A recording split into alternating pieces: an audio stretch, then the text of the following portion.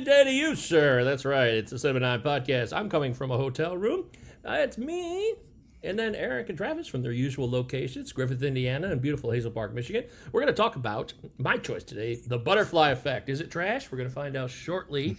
There are multiple versions, too, so I don't care. Whatever version you watched, I guess we'll go with that. We're not going to be dicks about it, Travis. But, you know, I mean, I think it was pretty clear when I did the research that there was one side had the theatrical, and the other side on the regular DVD had the director's cut. I actually own this DVD, and God knows what became of that fucking cultural relic. But you're right. I do remember having there was like the theatrical side on one side and the director's cut on one side, and I watched the theatrical cut like one time and went, "That is trash. I'm never watching that again." Until 20 years in the future. Fast forward to last night, I'm watching it on Netflix. I watched I watched the theatrical version. That's what's on Netflix. So there you go. Oh, great! It's on Netflix. Okay, well that worked out well then. Netflix. Yep. Cool, Eric. Are you happy about that? I'm real pleased with that, Michael. Couldn't be happier. Hey, look at this. See this here? Yeah, I saw that. I didn't want to make it. I wasn't going to comment about your face. What's going on with your face? A 44-year-old man stabbed his own face with his nails. And that's how long they were. Like a baby. In bed. Yep. Like an infant. Baby. Put mittens on. Where's your mittens, Michael? No more accidents. Did you trim your nails afterward? No one's ever done that. Of course not. Yeah, I need to trim my nails. They're a little too long there. Not terrible, but I mean, actually, no. I'm listeners, I can attest they really don't look that long. They really don't. Perfect straight on. You just got yourself. Eric, like you, it's almost like you thought I had a zit. I don't get a lot of zits. That's what I thought I was seeing there. I was feeling like we were simpatico for a while. I assumed it was a zit. I got a zit. Makes you feel better. You got one? Yeah, it's an undergrounder though. You can't see listening it. To Zit underground warlord. Oh yeah.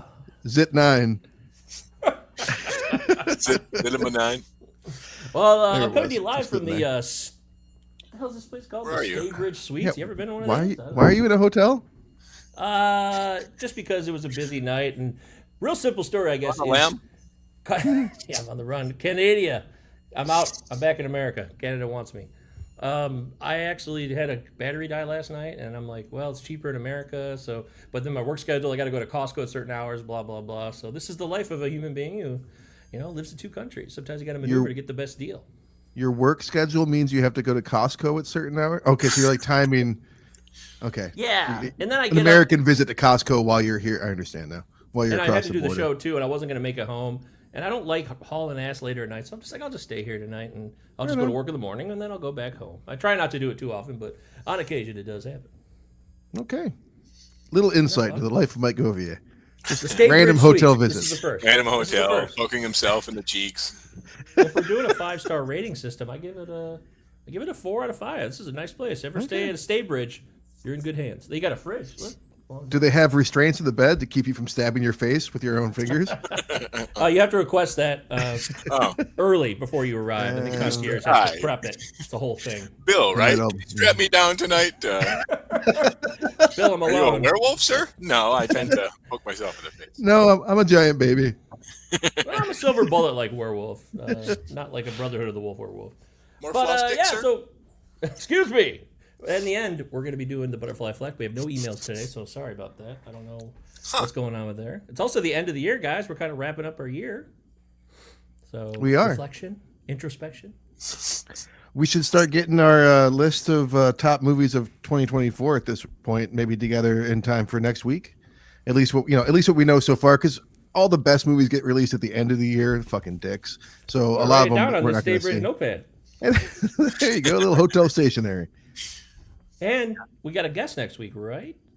We do. We have our friend Chad Gibbons coming on the show next week, which I'm looking forward to. I'll announce his pick later on at the end of the show. But he knows cinema. I mean, one thing we know about Chad, people don't know Chad. Guy knows movies. He knows film. So it's actually a great time to talk about it. I think it's a great idea. Let's do it. He knows cinema better than almost anybody I know. So I'm always excited to get his take. Eric. Him and the late Brian Madison, late beloved Brian Madison, probably the two most cinema-headed guys, other than, of course, Eric Brandstrom. No doubt about it. Can't wait. Yeah, it's been since our fan favorite episode on American History X. It's been a hell of a long time. Have you guys Oh, seen wow. on Red Circle where our most frequently downloaded episode of late is Bull Durham from like 100 episodes ago? Jesus, God. It's like I never know. skyrocketed for some reason. Everyone's listening to Bull Durham. Shout out to the Bull Durham lovers. Hey, everybody. It's 1988, 36 years later. I don't know. I know Kevin Costner. Costner I don't know. Yellowstone. I don't know. It just You happened. never know, man. Certain videos go hot. I mean, that perfume video really took off, and a lot of people didn't know that movie. I thought, but then it turns out it was more well known. So, I always like to see which ones take off. It's a fun little. You never know. Who knows what will be in store for 2025? Yeah, we'll Maybe talk this will be the about biggest that one of the next year. All right. Well, speaking of next year, let's. Nope, that doesn't work at all as a segment. No. Let's get to quarantine viewing picks. Okay. And we're going to turn it over to Travis. What do you got for us? I didn't watch much. What I watched was, I think, kind of notable though. I checked in on We Live in Time, the drama with Andrew Garfield and Florence Pugh, which, I think these are two of the better actors of their generation. So I'm gonna check out anything that they do. The generation behind us, I think they're up there personally. Garfield, I agree. Pew, I'm not so sure about. That's my, but it's I not a huge think beef where Pew's I'm going to get pissed. Okay. At any rate, that's my opinion. So, of course, I'm going to click play, and I did. And it's an unconventional tearjerker in that it's very much all over the place. Like it's we live in time, we live in random times. I don't know. It's all shown out of order, but I enjoyed it. Probably kind of wanting to be Oscar bait. That's not going to quite get there, but worth seeing. I checked in on Yacht Rock, a documentary. Oh, This is, boy, here we go. from the Music Box series on HBO. And man, I got like 10 minutes into this thing and I was ready to just turn it off. I'm like, well, fuck this stupid bullshit, because it was just all about these YouTubers that invented the phrase yacht rock back in like 03 or something like that. It was literally like the first 10 minutes was just about these fucking comedians that came up with the term yacht rock. And the unfortunately the documentary does return to these guys over and over again and give them way too much, like as if they're the ones that say what are the best and most important yacht rock bands and stuff. It was kind of silly. But once it started getting into the actual stuff, there's some really great interviews with Michael McDonald and with Christopher Cross, like together, because they're good buddies, and lots of Kenny Loggins in there too. So there's definitely some highlights, some cool moments. Technically, Donald Fagen makes an appearance, sort of. If you like yacht rock, I'm with him. And I like the bands that you would be featured on a yacht rock playlist or whatever. It's not about. I don't love. I've always hated the term, and the term sucks. But I like the music, so for that reason, I figured it was worth checking out the documentary, and it was. I mean, in that it wasn't great, but it was worth checking out. I'll leave it at that. And then lastly, I checked in on a famously bad movie, one of those famously so bad it's good movies. I checked out Samurai Cop from 1991. Holy shit. This is like street trash level of feast ready movie. This movie is definitely one for our yearly event where we get together and hang out for a weekend, because this is one of the stupidest fucking movies I've ever seen in my life. It is like a Seagal movie or something like that, but with like a $50,000 budget, but just as sincere and 10 times as bad. It's something else. It's definitely worth checking out. I mean, it's a cult movie for a reason. Samurai Cop. Wow, 4.6 rating on IMDb. But don't let that stop you, folks. Do not let that stop you, because It is one of the worst movies I've ever seen. it looks. I'm seeing the trailer now. It does look like street trash in just the look of it. But yeah, I'll have to check it out. Sounds like fun. How did the samurai get into law enforcement? Well, he's just some white dude who owns a sword, so they call him Samurai Cop. Yeah. It's bad. It's so bad. It's great. Jesus. Well, shit, dude. I don't know if I watched any movie. I watched a lot of hoarders. His houses are a mess, and they got to clean them out. All right. So yeah, they cleaned them out. Nightmare. People seem to be doing better. That was my entertainment. I've been pretty busy. Those shows. Quarter.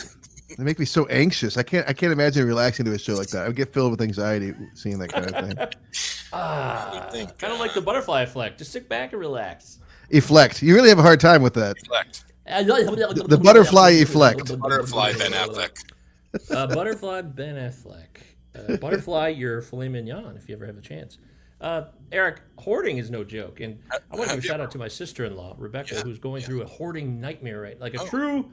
Yeah, you know about this too, right? You lived the hoarding life with somebody, Travis? No, just I was going to talk about how I was butterflied some meat one time from the butcher shop, but go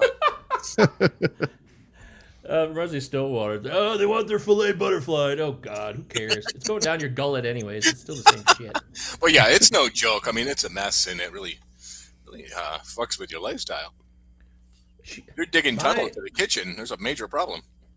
Yes, it is. It's unreal to me, but it is real at the same time. I know that doesn't make sense, but when I saw my sister-in-law sent some photos, she had to make 2 trips down to Georgia where her mom had passed, and she was a hoarder, and there was just so much. We're talking multiple dumpsters, hiring people to move, get out of there. It's just, it's crazy. It's sad. It's crazy. It is sad. It's like a relics of capitalism just like hanging around, all these materials that we can collect, and some people just get so into it, you know, just more and more. It's awful. But there's light at the end of the tunnel. I forgot. I did watch all 3 of the Santa Claus films starring Tim Allen. First 2 are good. First one was good. Yeah, I liked all 3 of them.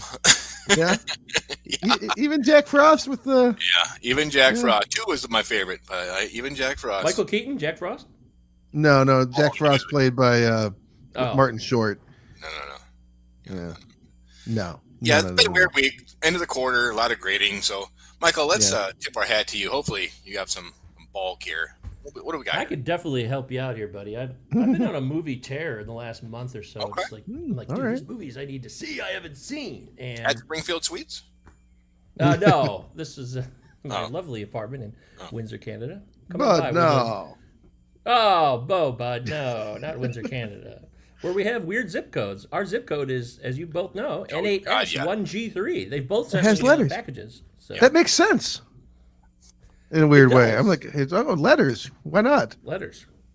Smaller country, but a beautiful place, no doubt. Mm-hmm, sure. Turns out they have economic issues, but we'll save that for another show. I'll let Luke rant about that on his safe.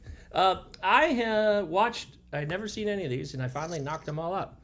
I did all of the up-to-date Planet of the Apes series. Okay. What? I don't know why he's laughing so hard. I'm laughing because Travis just ripped through the Apes film. What's this episode? Oh, well, I ripped through the originals. And That's true. He did the new ones. Okay. But I'd like to do the new ones. I've seen all the new ones, but the newest one. So I just need to revisit them in, modern time. Sure. I saw the newest one too.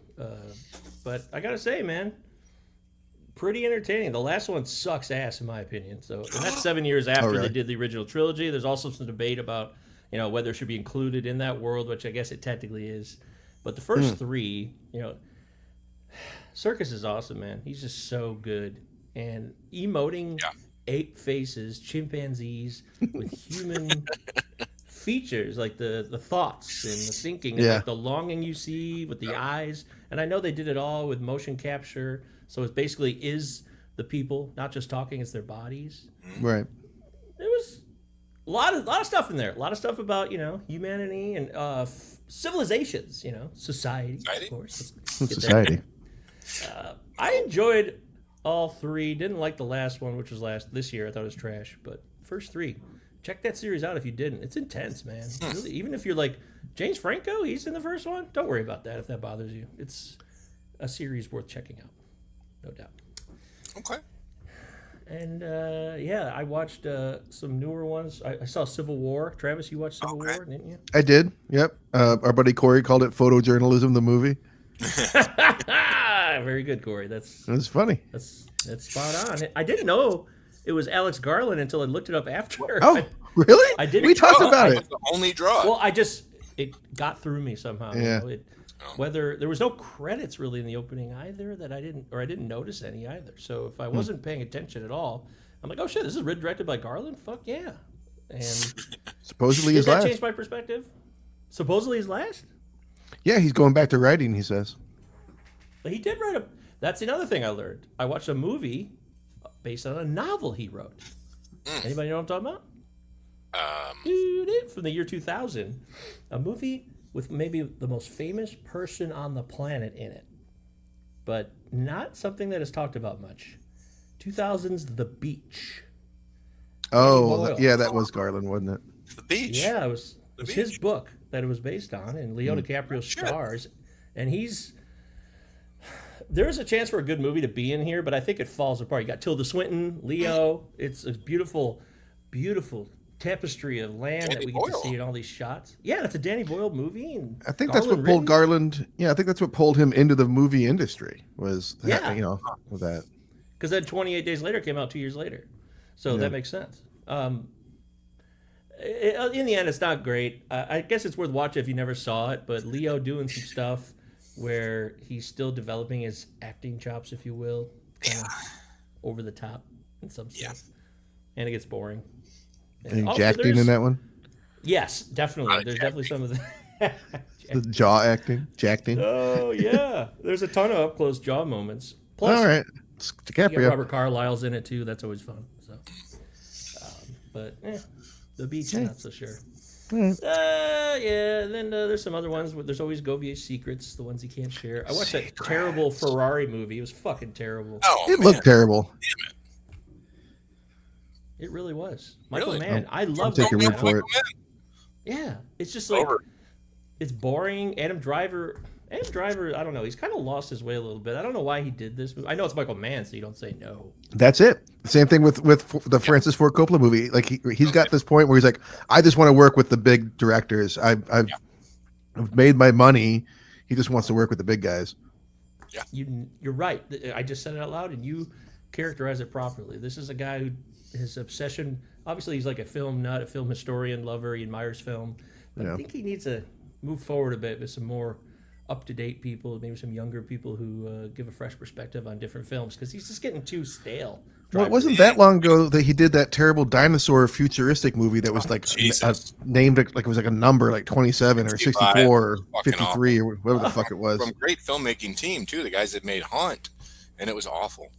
Yeah, Oh. Haunt was great. That was terrible. I mean, it hasn't been that long since that, but so I think that maybe he was kind of like, I took some big swings. Let's just do what I want to do for a little bit, and power to him. He's earned the right. He has, but Ferrari's a waste of time. Don't bother. Looks like it. Also, looks like Enzo Ferrari was a douchebag anyway. So I didn't know much about him, but now I know more, and I don't care. Or I care. All less. right. I would, I saw X-Men Apocalypse in the theater. I remember how excited I was. I did too. 2016. Me and my brother Oh my Matt were like, God. dude, we just saw Days of Future Past 2 years ago. This is the follow-up, and we got Oscar Isaac as Apocalypse. After Days of Future Past, I was ready for a great movie. Didn't get that. Yes. No. And we Ivan still Ooze. don't get it. Ivan Ooze as Apocalypse. It's a little better than I ripped on it back in the day by watching it now. I'm like, okay, it's not terrible, but obviously it's not Dark Phoenix awful, but It's better than that. It is. You're right, and it sucks because there's so many great X-Men characters and mutants in that movie that they bring. You get a quality Angel. I will say we get a quality Angel in that movie. You get Storm at a younger age. There's just a lot of cool shit about the movie that makes it interesting, but in the end, I don't think it really holds up. So, sorry. No. Harsh reality. Tough times. Yeah, and that's it. We'll leave it there. Everything else, Secret Stash. Last one. And Travis, you'll love this. I have to recommend, without a doubt, Ratatouille. I loved it. Oh, it so wow. much. Michael. So much. I never saw it. You know me, I'm always behind. Mm-hmm. on all- I remember when I brought it up on the show when I last watched it, I was like, it's one of my favorite movies. And you're like, really? Really? And I'm like, really? It's fucking great. And you're like, huh. Yeah, And you liked it. Isn't it not like a beautiful movie? It really is. it's a gorgeous film in multiple levels. Yes, Yeah. you're absolutely right. Sorry it took me this long to see it. Me and Leanne both loved forgive it. you. It was. Thank you very much. I need to be absolved if I'm going to move forward in 2025. Everybody get ready. Get your calendars ready. Get your list ready. It's a new year. So there you go. Alrighty. So cinematipod@gmail.com, 5-star reviews, YouTube, end of the year here. So if there's something you want to reflect on about the show or movies in general, anything, cinematipod@gmail.com. Having said that, let's do it. let's go.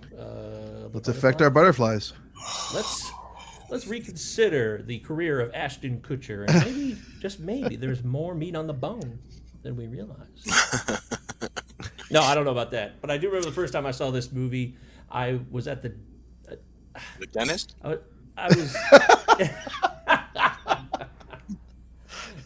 was I was back in Ann Arbor, and it came out in 04, but I watched it on DVD 05. I think I might even watch it when me and friend of the show, friend of ours, Jamie, we moved into another friend of the show, Paul and Matt, their apartment they had in Ann Arbor. They were like moving out of it. We slept on their floor for 3 weeks when I moved back from Cincinnati, and I remember watching a bunch of movies in there, and I think this was one of them. And I remember thinking, like, this is interesting, but I remember not being really that impressed. I remember having really low expectations for it, and then being pretty wowed by it enough as to where I bought the DVD. But despite owning it, it wasn't one that I ended up watching over and over again. It wasn't something that it's not. I don't think it's a repeat viewings necessarily kind of movie. The glamour starts to wear off pretty quickly. So I hadn't watched it in close to 20 years. I mean, probably 18 years or something till last night. Yeah, I remember when this came out. Ashton Kutcher, sci-fi thriller. I was good, and I was that. I haven't seen it. Hard pass. The past 20 years. Well, it's the 20th anniversary of the Butterfly Effect. Effect. What do we know about the director situation here? Final Destination 2. Is that what they did? He did Final Destination 2? A good film, but that's the team. Wasn't a bad sequel, as I recall, but I don't know about now if I'd feel the same. But not a name that came and went, including from my memory right now. Who the fuck did this? A couple guys that made Final Destination 2. Okay. Yes. Oh, it's two guys, right? Yeah. Yeah. So Eric Bress is the guy we're talking about, but then there's this guy Jay Mackay Gruber, who's like an old dude, doesn't have a lot of credits for directing, and his name's on it. I honestly don't know the story. So he's a writer on this, just like Eric Bress, who's also the director. So, maybe it was like a mentor-mentee situation or something. I don't know. Well, like you said, there's some studio infighting maybe going on with this movie, so some weird shit probably brewing. But yeah, what do we think on the IMDb score? We always rate and try to guess what the score is on IMDb.com. 5.8. 5.8. Okay. I'll say 6.2.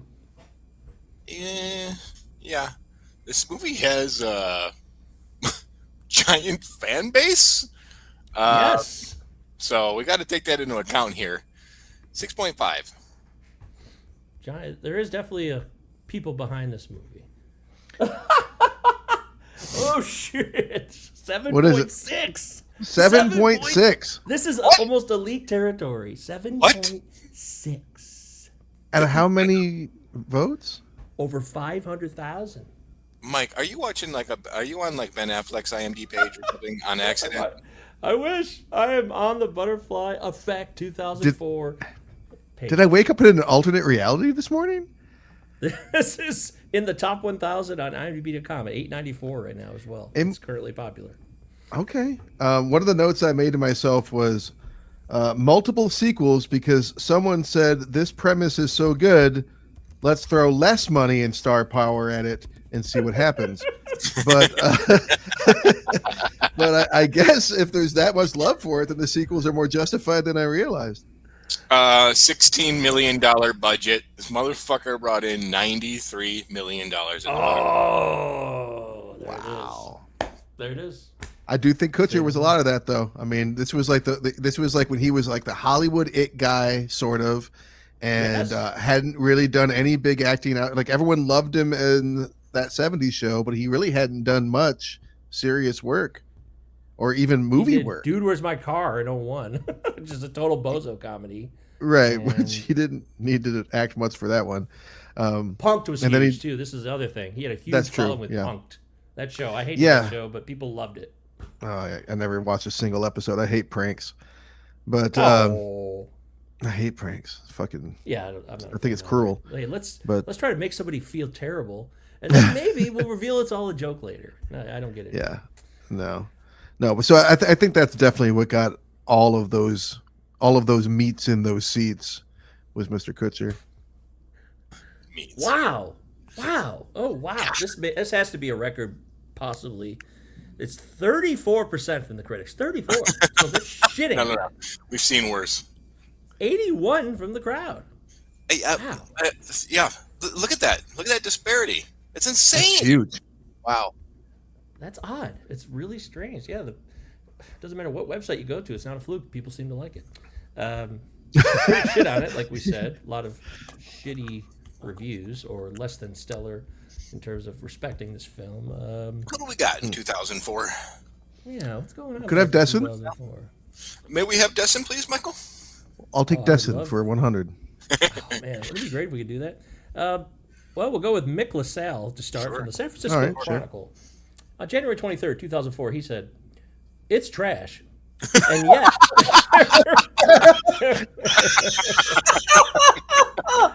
comma, and yet there will always be a place for this kind of trash at the movies. Beautiful. Mwah. Chef's kiss. Mwah. Yeah, Mick has moved himself into our Hall of Fame on this review. That's special. It's trash. That's our show. But it's the kind of trash they're going to keep on making. So I don't think there's anything more appropriate than that. Well, they made multiple sequels, so there you go. I'm sure the New York Times didn't like it. So the guy who did it for the New York Times, man, I'm tired. Where did he go? I lost him. Dave Kerr. Dave Kerr said, "Even by the lax standards of January film releases, this month is the traditional dumping time for studio films that didn't quite work out. The Butterfly Effect is staggeringly did it. bad." Staggeringly bad. Staggeringly bad. Ouch. That's cold, bro. Yeah, lots of splats. Who's a fan? No Destin. I'd love to see what Destin at least thinks of this. I think Honeycutt? we have an interest. Yay! Right on cue, Travis. Kirk Honeycutt of the Hollywood Reporter. Hey, Mr. Honeycutt. Been a while. Sir Who's Honeycutt. Who's the guy the recent guy we found? His name was Honeyset? Wasn't it Honeyset? It was like a perfect combo of it all. Yeah, it was funny. Kirk Honeycutt said that an entertaining piece of supernatural nonsense whose sheer audacity disarms all skepticism. He loves it. Huh. That's a rare red tomato. Nonsense. I do think that there's some audacious moments in the filmmaking of this that I'm not saying they all work, but there's some audacity in here. Give me one. Throw me a bone. Burning a dog in a bag stands out. There it is. I was waiting for the text to come in. Guys, I'm out. Do the show without me. I know. Amy Smart leaning in and telling him to go back in time and fuck her 7-year-old self. Audacious. Things like that are happening in this movie that are pretty blowing up a baby. A baby gets blown up in this movie, guys. Yep, A baby and his mom gets blown up. That's Eric bold Stoltz reading filmmaking. the script. Eric Stoltz getting the script from his agent, reading it, and being like, "I'm in."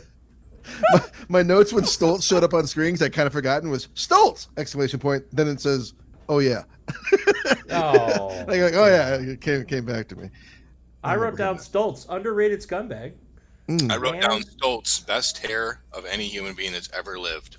Okay, Eric, or did anyone else think this? We see a lot of time jumping in this movie. So if you thought the Marvel multiverse was kind of too much for you, this movie is beyond that. And I swear that maybe did this on purpose. The late last edition of Stoltz, when he comes to his front porch to find the prostituted, addicted, coked out, heroined out Amy Smart, he looked just like the Stoltz from Pulp Fiction. It was the same hair, and I'm like, is this supposed to be like the Pulp Fiction Stoltz for It's real? Lance. I'm Lance now. Yeah. I'm like, His hair is so good. His hair is so legendarily beautiful that the wig is made out of his own hair. They're like, it's not going to get better than Eric Stoltz's gorgeous red hair, so let's just make the wig out of that. Cut your hair, we'll make the wig, and you'll just appear as Lance. No problem. I did write down. Lance, answer! It was. He was annoyed to be bothered. I don't know. Go back and look at it, everybody. No. Tell me if I'm crazy. It's like an homage. I really thought it might have been. But I did write down. Will Travis mention the dog or the human baby first? So The dog. if you had Of course, the the dog. Of course, at the home, dog. you won the bingo. That's what I figured. Yeah. That's okay. So it is audacious. This movie is hardcore, man. This is a hardcore ass movie. There's a lot of heavy shit in this film that it's not fucking around. Like whether you like the movie or not, whether it's enjoyable or not, the movie pushes the limits for a mainstream movie. I really do think it's Your shit on my dick or your blood on my knife is a line from this movie. That's pretty hardcore. we go back. I'm to not that saying it's basement good. multiple times in the movie too. The basement where they're filming essentially what will end up being child P. It's awful. It's hardcore. there's a lot of it's fucked that. up, man. Yeah. They return like that scene comes, the CP scene comes, and you're like, oh, thank God they cut away. And then they keep coming back to it. And you're like, oh, fuck, again? We're back in this scene again? Luckily, we get that nice 20-minute break where it's just this sweet fucking goddamn early 2000s like college comedy with like Ethan Suplee, like fucking like college frat jokes. I'm like, didn't I just see the worst depictions of pedophilia ever put on film? Oh yeah, we're supposed to laugh now. Fuck. Also, Kidding me right now? if someone leaves a message that their sister killed themselves, your roommate says, "Hey, some dude left a message for you." That's all you set him up for? Jesus Christ, man, come on. Give the guy a little bit more like an, "Hey, dude, there's some heavy shit on that answering machine." I was fucking in your bed earlier, and so some woman died because of you. Ethan Suplee gets to be a sexual god in a movie. That must be a first. Could you put more depth on my spikes? Yeah, those were awesome. I was fairly impressed. And the Not pool bad. scene where they're playing pool with the scumbags, and you get the back of his head. I'm like, wow, that is perfectly done. How do you do that? It was amazing. But yeah, is this? You talked about the rewatchability of it earlier. The heavy shit makes it like, do I really want to go back and experience this movie, even if it's good? Reminded me of Frailty in some ways. With good call. these extremely difficult themes being dealt with in a similar era of filmmaking. That's a great call. Kids, bad shit happening to kids. All right, so where do we go next here? Let's start with Ashton Kutcher and the fact that he's the star. Okay. This is a major problem because he's fucking terrible from start to finish, and I couldn't even concentrate on the movie because he's so bad in it. Why is he the star? Well, we covered this why while you earlier, were- I think, but yeah. You stepped out. Oh, I missed that. Paul, This was a big problem. that for me. 70s show. Huge Like, star. He's a huge guy at the time. I got no problem with him. I like him. He seems like a really nice guy. He's doing a lot of great things as a humanitarian. Yeah, he supports But, Danny Masterson as a rapist. Whatever. You're right. That's not his His star is a little tarnished, but yeah, he has done some good things. Yeah. Yeah. He apologized. I'm sorry I stuck up for that guy I insisted was my friend. Yep. A half hour ago. But my agent says that I fucked up. You're right. Yeah, I see the likability, but I don't know, man. Anybody else. And there's a lot of people in the running here. Sean William Scott. Oh, that whole crop. Josh Hartnett. The whole fucking crop from 2004. Mid-2000s. Josh Hartnett would have handled this a little bit better, I think. That would have been good casting. Maybe I want to say Wes Bentley, but he was just never a leading man. Too goofy with his constant staring. Yeah. Um, 2000. Gyllenhaal at this time would have killed it. Yeah, he would have killed it. Would have been some Donnie Darko, like Yeah. a sequel or what? But yeah, you see, he could have done it properly. I can't take this seriously. This is Dude, Where's My Car? He walked right up the set of that one and onto this one, same character. They were years Kelso apart. from that 70s show. Yeah. Or a he's doing- necklace, even though I don't have arms. Like, how are you taking that off? So, Travis, are you as disappointed? I'm not. I made a joke last episode about him having to get acting lessons in the middle of the movie, which is true. Mhm. But I mean, Al Pacino still works with the same acting coach that he's been using his whole career. An actor touching base with an acting coach is not really that unheard of. We just don't usually hear about it, but it happens. Yeah. But that said, I do think that he probably needed it, but I think that he has his moments. I think that his suicide attempt scene, I think he does okay there. I think he does okay with the despondency of being armed. Like that whole sequence is a weird sequence, but I think he does okay there. I think he has his moments. I mean, he's not a stellar actor. I'm not going to sit here and argue that Ashton Kutcher is good in the movie, but I don't think that he's. Though it's not the worst acting I've ever seen, which is not a glowing praise. Ashton Kutcher, Steve Jobs, or Michael Fassbender? Yep. There you go. But he's not that bad. I agree with Travis. Devin Sawa. Get Devin Sawa in here, man. Pick up the phone. Yeah, he would have been good. Although he would have been good as the brother, as Tommy. He would have been good as anybody else. Ethan Embry would have been good. Everyone were saying like that. He would have been good. He would have been good. Man, you guys should be casting directors. I like it. He just is Ashton Kutcher. Even that scene like where he's at the diner and the woman's like convinced that he was just in prison. I laughed out loud. I'm like, hey, look at a Hollister. Like, are you fucking kidding me right now? Yeah, that's not a convincing scene at all. Him in prison, none of that is very convincing at all. Who am I kidding? All the prison stuff is. He felt genuinely scared. I don't think he did that bad a job as for just like getting the role done. It wasn't elite, it wasn't special, but it was. I don't mean to shit on the guy. He tried his best. I just think it was probably a studio thing. Like, get him in here as guy's hot. We already can't get behind this because it's a big chance script. And they gave the script the money, which is, my hat's off for taking a chance on this weird ass script. But they were probably like, if you're gonna do this script, get that hot number in there right now. That hot little number. Sexy little speaking number. of hot little numbers, I've always been a big fan of Amy Smarts. I don't know where she went. Maybe she's still around acting, and I'm beautiful. Just clueless. But gorgeous, beautiful woman. I love her in comedies, and I think she does I thought her acting in this movie was well done. She's playing a hardcore role of a trauma-ridden young woman who's younger than older. I really bought it. I didn't think she was just she wasn't just like someone who's supposed to be a looker at all. I thought it was adequate. Her is like the cheap hooker where she was like really convincing, and then she's like a sorority girl and equally convincing. She's a strong actor that I would have liked to have seen done more. Absolutely. She's not in a ton of dramas that I've seen either. I've seen her in a lot of comedies, so I thought it was different to see her. Maybe that took me out of it a tad because I've seen Road Trip so many times and movies like that, Just Friends. But it's not her fault. It's not Ashton Kutcher's fault if this movie sucks or not. If this movie sucks or not, it's whether you are willing, in my view, to watch a film that is just ridden with so much heavy stuff, trauma, dealing with trauma, and could we get through our trauma? Could we accept it and grow from it? There's a movie he's trying to make a lot of points here, and some of them are very interesting topics for me, but I'm not sure it's able to do that well. Well, it's the heavy trauma, but it's also mixed with some fairly inept filmmaking, right? I mean, like there's a sequence where like we get news guy exposition.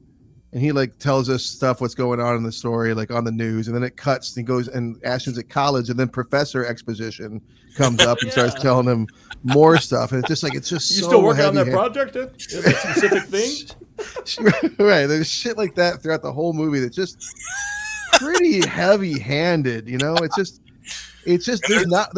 there's no deftness to this filmmaking whatsoever. You're just getting clobbered. Yeah, that's it. You're getting clobbered by the editing, and you can tell it's like young. My heart goes out to these guys for making it happen. But this is clearly like, I could have guessed that this was like the Final Destination team because it's like it feels like a young filmmaker's movie.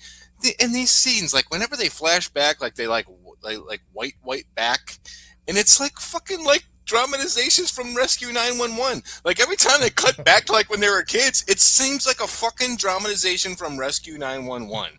Cheap.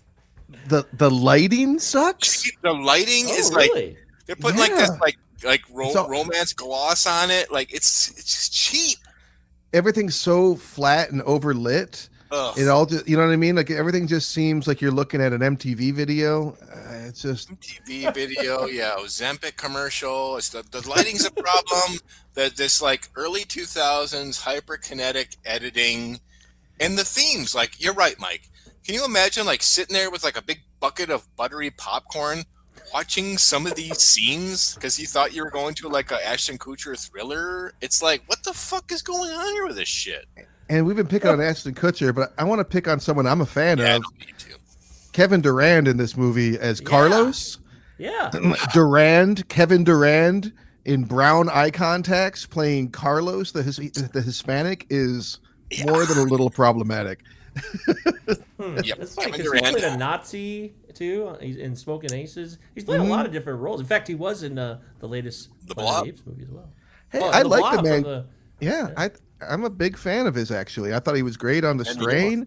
I'm a big fan of Dark Was the Night, which I've brought up in the show a few times. But this is a role you should have said no. You call your buddy Clifton Collins Jr. You call, you get somebody who's actually the fucking race to be in the movie. Oh man. I'm not one of those guys that says that like a Gentile can't play a Jewish guy or like a straight person can't play a gay person. Like I'm not one of those Okay, people. yeah, But right. dude, if you're putting in dark colored eye contacts and like trimming down your mustache into a thin line, like Yeah. this is not Not this isn't quite good. John Wayne as Genghis Khan, but it's not far off. It's not good. This is the era of movies that try to fuck with your mind. Like you mentioned, Yeah. Donnie Darko, even the Vanilla Saw Sky. series. When was the first Saw? Yeah. Was that This guy was like 2004. 2004. Was that Saw? 2004. Yep. okay? So Yep, mindfuck, it's- murder by numbers, stay, like the big editing. No, it's really this.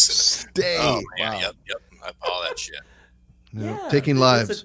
Taking live. Taking This lives. is that era. People This is ate it that up. But the era. critics were like, what's with this era? What's going on here? Let's get this era over with. Well, there is something unique going on with this premise here, though. I mean, I feel like this probably could be a really cool short story. I like the idea of someone time traveling back into their own selves, like time traveling within your own body. That's a unique kind of thing that I can't think of another movie that's done it.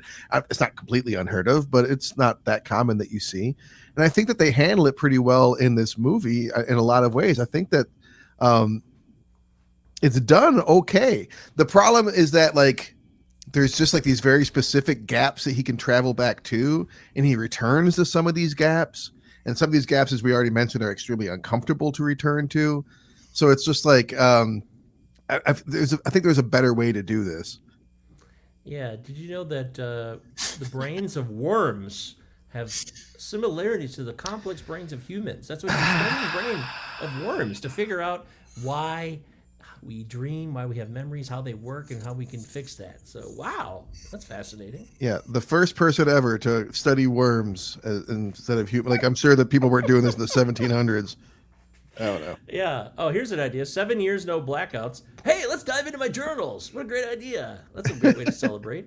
Now, the whole journal thing of where he's going, what he's reading, and where that takes you, I get lost in it. I'm like, what the fuck's going on now?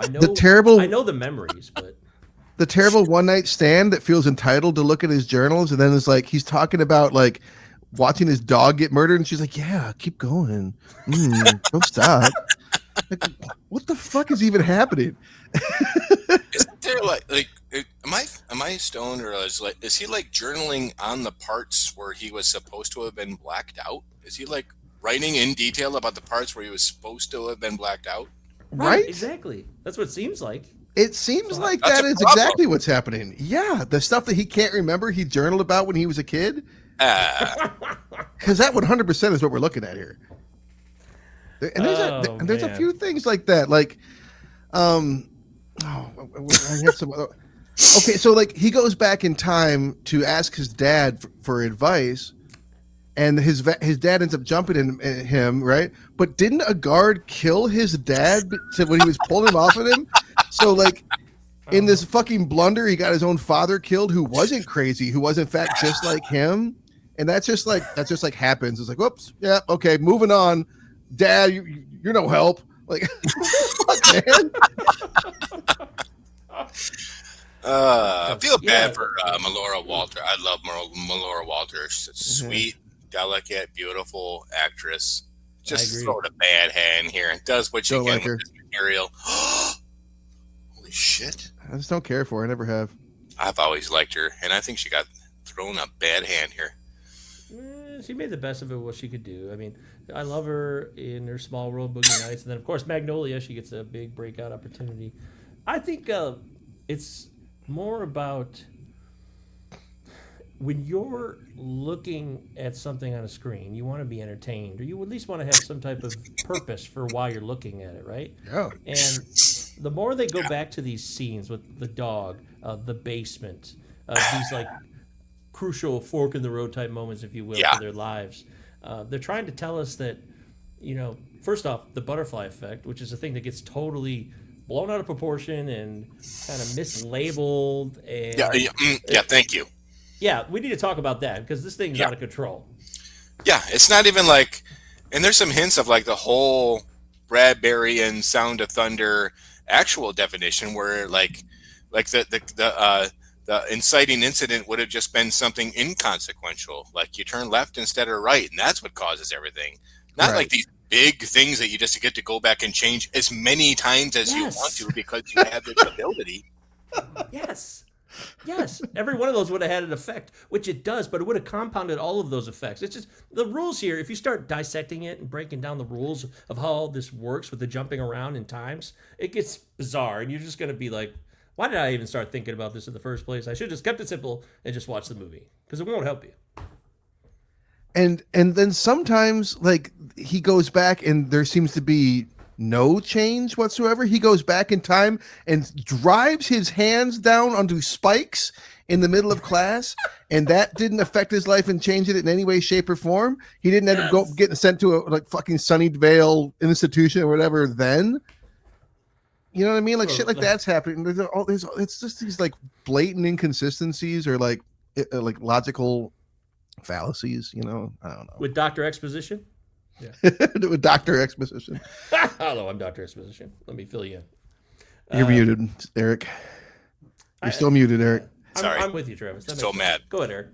And every time he's like in like the new reality or the new timeline, he's just so comfortable. He's just so comfortable. Like, it's how it is now. Like, no arms.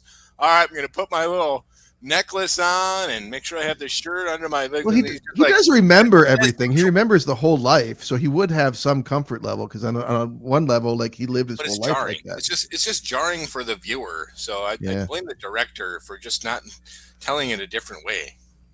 I think that do you blame? The two of them. I think that speaking of the director, I think that part of the reason I had such affection for this movie was that I think I watched the director's cut first. And now in the director's cut, the ending. Here we go. I think we may have already mentioned this last episode, but in the director's cut of the ending, he gets underneath the desk and he scrawls out the letter to himself, which he doesn't do at any other time in the movie when he's traveling. Leaves some speaking out loud as he writes to himself what's going on. That's such an obvious moment that he's talking to the fucking audience. But anyways, he gets underneath the desk and he doesn't look at footage of himself at a party when he was first meeting Kaylee. He looks at footage of himself being born. Yep. And there's also a reference made that is not in this version, something that was cut out, where his mom mentions that he was like the sixth child. There was like 6 miscarriages before him or something like that. And and then they had all strangled themselves in the womb. And and at the end of this, and the director's cut, he goes back in time and it shows him literally strangling him as a newborn, as an unborn baby, strangling himself in the womb. Which in the opening credits, you actually even hear the womb sound over that inlay of the skull with the butterfly flapping in it. You can hear that womb sound. So that was always the intention, was to have that ending, which is a significantly better ending than the one we got, I think. On paper, and like you said, I saw it on film. The first time I saw it. That was the version I saw, and it was better. In my opinion. So they made it look cool when he's like a little baby, being like, "Oh, I'm conscious and sentient. I'm gonna go ahead and kill myself." That's the version I saw. You're just seeing a baby just kind of wiggle around, and the umbilical cord goes around his neck. That's cool. I mean, that's interesting. What I'm saying. That's what I'm saying. Ending then. What's the Netflix ending? The Netflix ending, he turns on the camera, the reel to reel, and it's footage of him. This is the ending that probably most people would have seen, and it's footage of him meeting Kaylee for the first time at a backyard party, and he goes into that self, and he walks up to her and he goes, "I hate you. I fucking hate you. If you ever talk to me again, I'm going to kill you and your whole family." and then like it cuts and like he like lives his whole life, he like gets married, and it cuts to 8 years later for some fucking reason. They walk by each other on a city street in New York City, and they both kind of pause, but with the other one like behind one another, and like she looks back and he's not looking, and then he looks back and she's moved on, and that's the end of the movie. Oh, well, shit. That's not the one I got to see. Damn. I saw the one you described. It's essentially two awful messages and philosophies. Like, either abandon your friends because you'll be detrimental to their happiness, or make sure you're never born and try to, and you'd be better off not of ever being born, or abandon your friends before you do them more harm than good. It's just, it's ugly messaging. Well, that's the ending I saw, where she references 2 miscarriages, and then he goes back and chokes himself, and I'm like, wow, what a hardcore ending. This is intense. So where did you watch it? It was just an old copy I had on my hard drive that I've had for a while, so I don't know where it came from, but I do know that it was that would really hit me hard, and I'm like, there's no way that this would fly. And I'm now very aware of why these other, because there's like 4 endings that were shot possibly, right, total. So I know of those 2. I feel like there was others as well, but those were the 2 most readily available. But that there was so many different endings is indicative of a problem. Yeah, 6 endings. Yep. Well, that says a lot. But as we start to get to close here, we got a great 2000 soundtrack. Did you guys catch out some of like that POD type stuff, like Korn shit? You got also. Would you rather be with a stinky ass goth dude or live in a frat house? I don't know. That's a tough call for me. I don't know if I have a clear understanding of which one I prefer. Maybe I drop out of college myself in the womb too. So yeah. Oh, we didn't mention Eldon Henson. Eldon Henson kind of like sometimes he's vegetative, then he gets a soul patch and he's all sexy. Yeah, that's Eldon Henson in this movie. Drop it! I'll slit your motherfucking throat. Get to sleep. It's like, whoa. Wow, you're acting well. This movie's intense. I feel bad for him though, because Tommy's this guy. They also focus on Tommy's character, and is he eternally evil? Is he a product of his environment and his a monster raised a monster? Right, that whole bit here, which is always the nature versus nurture argument is a fascinating element of this film, but I'm not sure that it really requires much discussion because they don't focus in on it too much. It's all just about the obsession of the main character's memory problem. Of the very few things I found that were interesting in this script, it was what happens when you turn an abuser against one person, which is a great thing.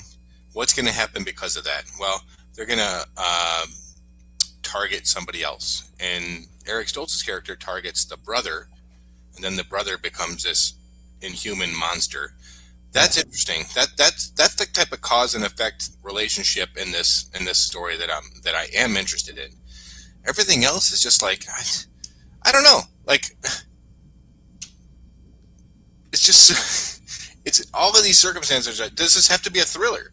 Like I can get on board like Hot Tub Time Machine and all these other time travel movies. You're bringing me this time travel movie, which I love, and I'm like, all right, what do you like? What's your point of view here? Like I'm always on board a different perspective here. Are we going with string theory or what? No, we're just going to take the most awful fucking things that can happen to people and then just have this guy have the ability through journals be able to fix them. Like even Quantum Leap, he's fixing some like minor things that help like characters live better lives. He's not investigating this horrible trauma that's not entertaining with your popcorn. And just it not paying off satisfyingly because of the ineptitude. It's just, I don't know, man. Yeah. That noise also, every time he's got to come back, it's like his brain's growing and you get to hear the audible. Again, Michael, it really makes me the concept of being able to travel through time affecting your health, that's kind of cool. That's very cool. That he talks about how his brain is like he's dying because he's overloading his brain with like 20 years worth of memories every time he does one of these. Yeah, something I like there. That. There's something there. That's pretty cool. Yeah, I thought there was also a relationship to what Ashton Kutcher's character could do, where his brain stretches and grows every time he reads a journal entry and he breathes out his nose. Might be related to the guys from Dark City who do the tuning. Like when they build the city. I'm like, oh, is this the same concept? These guys know each other? Is this how people journal? They write like 3 or 4 sentences on each page?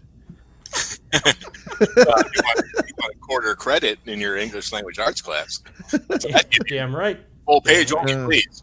All right. But yeah, I mean, that's it exactly. I mean, you could have a cool movie where a guy has this ability, but he's doing very small things, but then it's affecting his health, so it gets serious. Like Andrew Niccol style, or like Charlie Kaufman style. Like this guy's got like a time-traveling addiction. You know, that's the most interesting story. Trying to make it this dumb thriller is just stupid. If someone remade this, I'd be interested. Okay. Actually, I'd be interested. I got a great time travel idea. Not going to tell you that on this podcast, just in case our 24 listeners steal it. But I've got a great idea to tell you about after the show. Or email me, and I'll message you exclusively. Wow, I'm feeling. Wow, this is gonna be a very exciting moment. It's the reason to wrap up the show. We got to get to our final predictions on this movie as we come close. Anything else we didn't mention before we wrap her all up? Go for it. Well, one of the parts of this movie maybe we didn't discuss enough is that people's lives, they go by, and there's people that we really cared a lot about, or they cared a lot about us, or we had a strong attachments, even infatuations with younger people who might be in what they think is love. And then we kind of move into different phases of our lives and we lose track of them. But it doesn't mean they were any less important. But when Evan goes to see, I guess, the original Amy Smart, Kaylee. when she's working at the diner, where she's not totally fucked up Evan, yet, but she's that's his name? depressed. The one who kills herself the next morning after she is seen by Evan, because Evan just jumps in her life, and she's like, "Why did you come here to stroll down memory lane about that time my father did awful shit to us? Like, where were you, Evan? If you cared so much about me, where were you?" That's interesting. That's fascinating. There's more on the bone there that I would like to dive into and get a taste myself. So I would agree with Travis that I think it would be interesting if somebody started fresh with this, with a whole new cast, and what we know about, I don't know, I guess if you want to get into, I mean, what would it be, like quantum physics or metaphysics and all this stuff that surrounds it, it's beyond my pay grade, I'd be into that. But I just think there's a lot of stuff here that was missed where you could have an experience about how people end up the way they are. Like, they kind of show you, but they don't really explore the internal mechanisms of that, or really any type of relationships between the characters beyond, "Why you gotta fuck my sister? There's a million other women." That's kind of all you get from Tommy and when he's pissed at Evan. But there's other things Tommy was feeling. I almost wish, what if this movie was from the perspective of Tommy? I think there might be a better movie, but that's not what this movie is. So, it was, I want to give the movie a lot of credit for being raw as fuck. I love when movies just go full tilt. Like, they didn't hold anything back. You got kids smoking, you got kids doing all kinds of crazy shit, because that's what kids do. And I always respect when a mainstream movie is willing to be honest about how we really are, at least in certain pockets of society. But I think in the end, it's not a very repeatable watch, and I don't think it holds up. I have to sandwich this, Travis.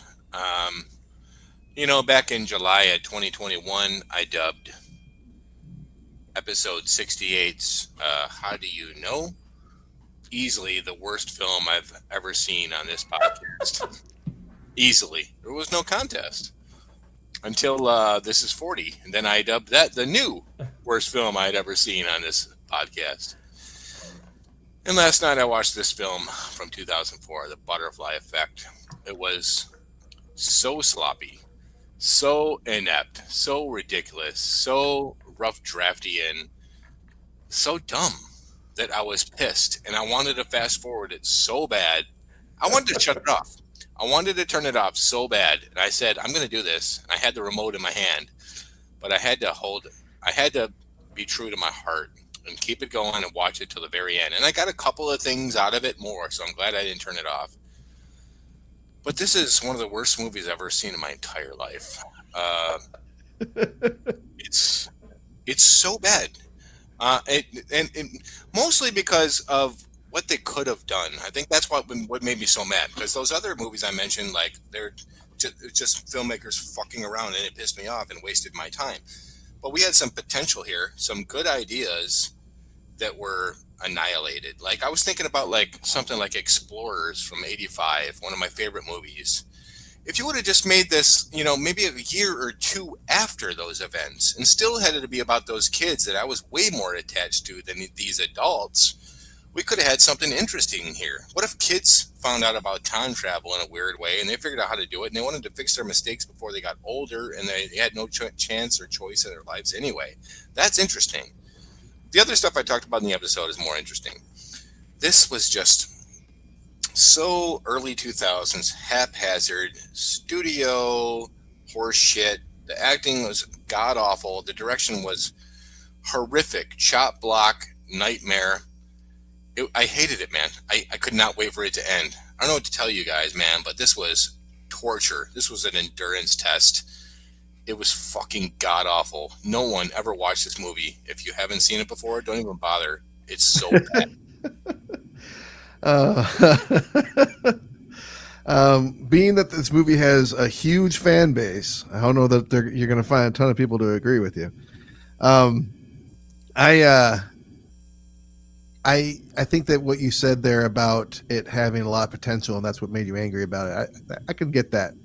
Not only would I think this could stand to be remade, I think that this film's a bit rushed. Like this would make a decent limited series or even like TV show, unpacking this stuff over a long period of time. And again, like maybe not in such a trauma porn approach to it. I assume that you said that when you said you wanted to sandwich this is because you assumed I was going to say that it holds up. I cannot say that it holds up. This movie does not hold up. 500,000 people that gave this like 7 point something on IMDb. Fucking watch this shit again. It made me think of Soul Survivors, that movie with Wes Bentley and Eliza Dushku. It made me think of like just that the most generic trash movies of that era. I agree. There is moments here that have value and that there could have been unpacked in a really cool way, but a lot of squandered opportunities and some really bad filmmaking here. It doesn't hold up. Oh, well, clean sweep for everybody. That's too bad. Very quickly, there's just so many people that say, surprisingly, a great movie. Mindfuck, just like it should be. Outstanding. How Kelso lost his mind. Wow, what a movie. A real tripped out roller coaster. Haunting, tragic, but brilliant. Are these reviews from like 2004? Some of these are, literally. This one's from January 24th, 2004, 2005, 2005. So that I get. 2005, that, you know, for you're right. At the time, I could see being pretty swept away by this. I wasn't going to mention this. I wasn't going to mention this, but someone really close to me loves this movie. It's one of their favorite movies. And I happen to know that they don't really like movies in general that much. Oh. So this kind of says a lot, because the ideas in this movie, I think, are what a lot of people like. It's just if you're not if you don't know film, that sounds so douchey. But if you don't know, like, if you aren't like, you know what I'm getting at here. Yeah. You're right. There's a divide there. In fact, maybe the movie, just its existence itself, breeds a more fascinating conversation. But we will always have this episode for you guys anytime you want it, so you can watch or listen to it, YouTube or your preferred podcast platform. Before we wrap up the show here, of course, Travis is going to reveal our special guest selection for next week. And just one last thing on Butterfly Effect. If you are listening to this episode because you love the movie, but you haven't seen it in a long time, and you're like, what the fuck or with these opinions, guys, I challenge you to revisit this movie.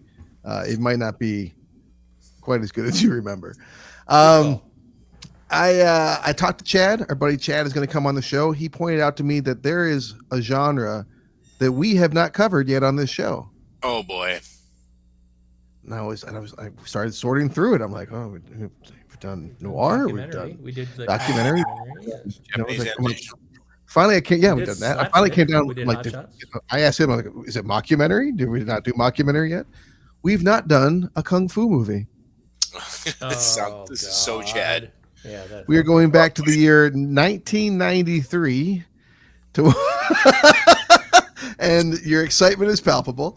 We're going back to 1993 to watch the movie Iron Monkey. which I've never seen. Have you guys seen this movie? No, I've never seen a kung fu movie ever. Me never neither. seen a It's kung so fu not movie? my thing. No. Neither one of you have even seen a kung fu movie. I've seen Crippled Master at the dungeon. Yes, I've seen Love Crippled Masters. That's it. Okay. All right. Well, you guys are due to watch more kung fu. It's not my favorite genre, but I mean, Chad loves this shit. Wow. so he's gonna love Godzilla that shit with us. Godzilla and Kung I was Fu. kind of hoping he was going to pick a Godzilla movie, to be honest. I've never watched any of those either, so Iron Chad Monkey. are different. Okay, I like it. Iron That's Monkey from 1993. Next episode. cool. Iron Monkey. Okay, so we'll do Iron Monkey next week, which is the week before Christmas, and then we'll be around still. We got some other things in the hoppers. As the year wraps up, we'd love to get feedback. cinnamonipod@gmail.com. Let us know. Anything you'd like to see in 2025? We do like to get feedback, believe it or not. We do care. I love doing the show, and I know that Travis, Eric, and myself are all grateful for it. So thanks, everybody. We'll see you next week with Eric, Travis, and Mike and Chad doing Iron Monkey. Should I suck your dick now? Oh, God. Or... Jesus Christ.